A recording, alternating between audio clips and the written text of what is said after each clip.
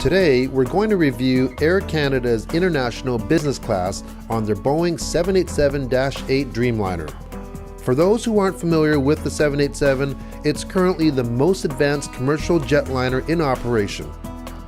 It does a lot of things different, including flying higher, faster, and smoother. If you want to find out more about the Dreamliner, make sure to watch our 3-class overview on this aviation marvel. Our trip starts in Vancouver, Canada, en route to Shanghai, China.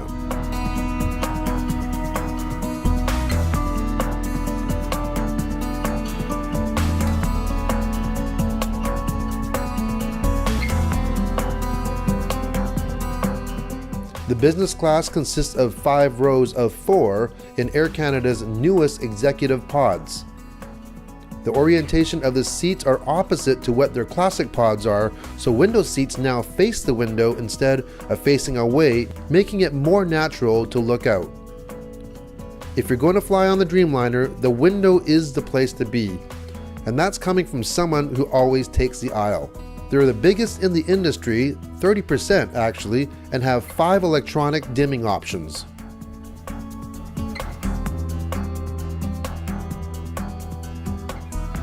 So let's start exploring the pod.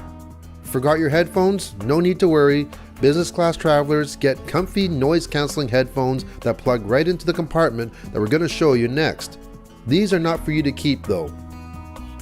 Open up the compartment and you'll find a USB for your mobile device, phono jacks for your headphones, and a 110-volt outlet that has no problem powering a 15-inch laptop that I used.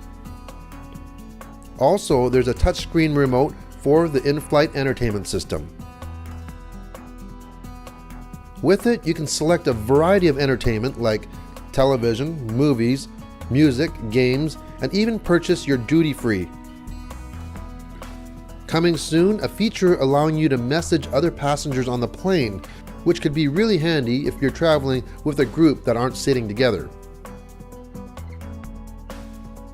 Of course, the remote isn't the only way to control the in-flight entertainment. You can also touch this huge 18-inch screen to control whatever you want. There's no comparison when it comes to picture and quality. The 787 system is so much clearer than the classic pods found on their other wide-body cabins. And one of my favorite things is that if you want to go to a specific time in a program, you can just drag the playhead to the point, instead of some other older systems that you have to press fast forward or rewind and scrub through the entire program. Also, it doesn't matter what screen you're on, you can always check out your flight info and progress by hitting the little plane, and the best thing about it, you can go right back to where you left off. Not like some other systems where you have to exit out or whatever you're doing before starting the flight map.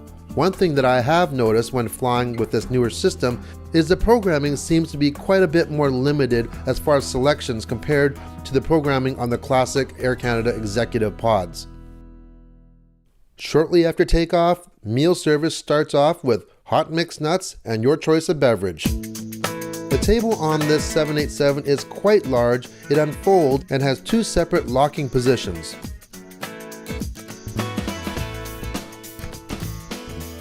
The wine list is adequate. There is champagne, choice of 2 whites, 3 reds, and a port. Along with that are your usual spirits, liqueurs, soft drinks, and exclusive to the 787, you can even get espresso and cappuccino. I don't drink coffee, so I can't comment on those. Time to check out the amenity kit. It's a cloth bag with a magnetic closure.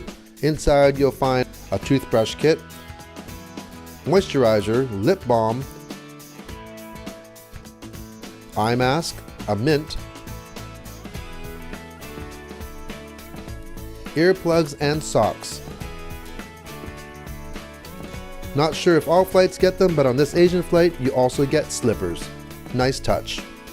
The menu has a decent variety of items. Since this flight is to Asia, there are some Asian options to choose from as well as a regular Western fare. Since the time of this recording, the international business class menu has been changed and now include signature dishes from celebrated Canadian chef David Hawksworth. From the looks of these pictures, I can't wait to try these out. A white tablecloth is supplied for dinner, and for the appy, poached Nova Scotian lobster, marinated shrimp, and sautéed scallop. The presentation was very nice and the taste was pretty good. For the entree, I chose the braised pork and fried rice option. This dish had simple flavors and wasn't overly seasoned, which I appreciated.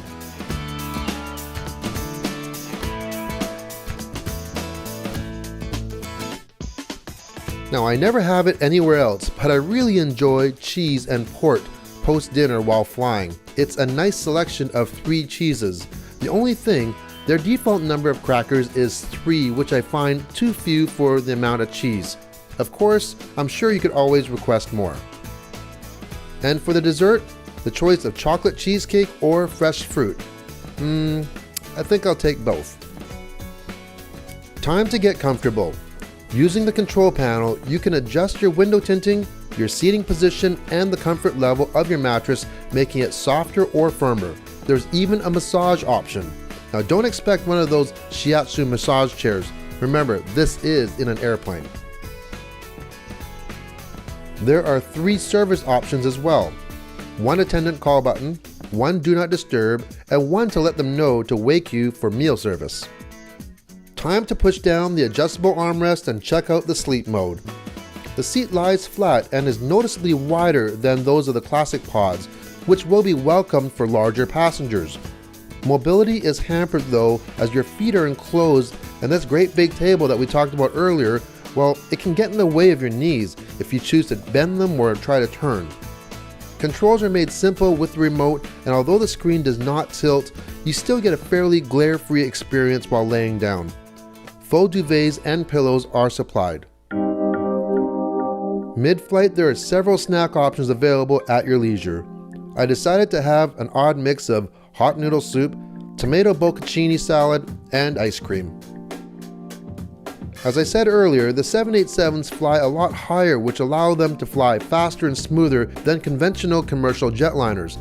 This particular flight was quite smooth. One thing I definitely noticed is that the aircraft interiors seemed quite a bit quieter than others that I've flown on. Here's another great thing about the electronic windows. You can still look out of the window without blinding the rest of the cabin, and it works great as a camera filter as well. Unless you're a camel, I'm sure you'll get to visit the washroom during your flight.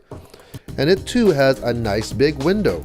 There's also a nice compact and contoured changing table for those with little ones, and the toilet and faucets are sensored touch-free systems. They're fairly tidy and clean for the duration of my flight. 90 minutes prior to landing, you're served another meal, a light one this time. Keeping with the Asian theme, I chose the braised noodles with dim sum. I was thinking about the other options, but they felt a little heavy for me.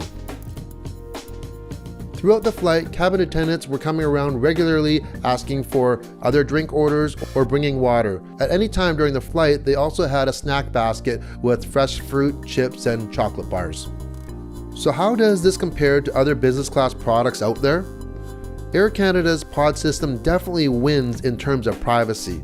I'm also a big fan of the seat facing the window and love how much room you get with this big table. You can easily be eating your meal and still have room for your laptop at the same time.